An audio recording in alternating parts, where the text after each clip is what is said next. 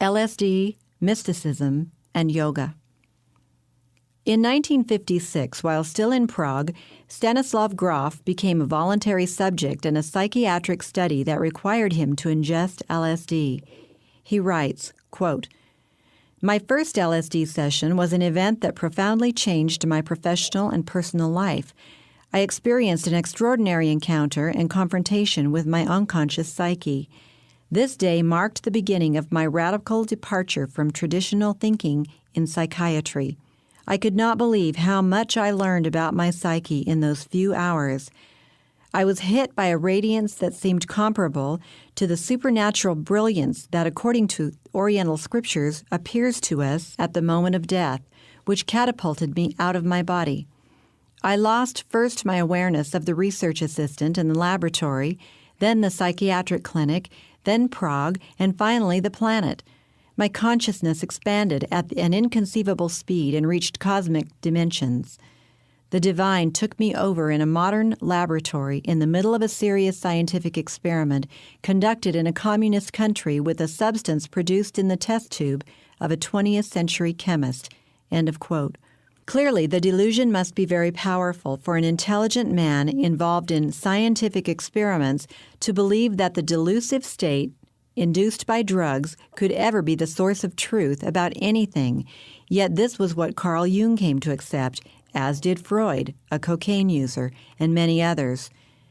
The ultimate end for all of them has been destructive, as history records. He seems to imagine the divine as some force underlying the universe.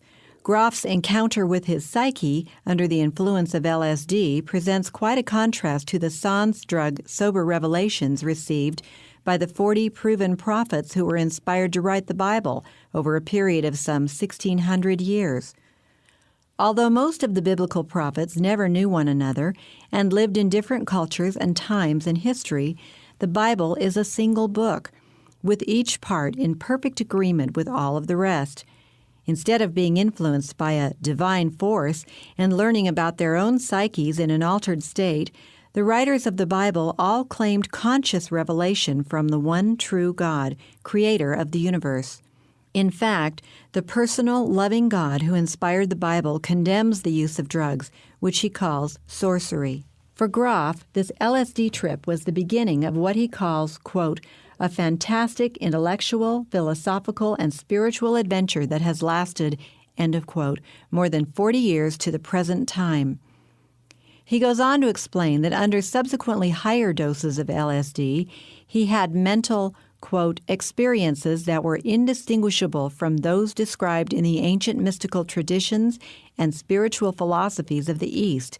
Some of them were powerful sequences of psychological death and rebirth.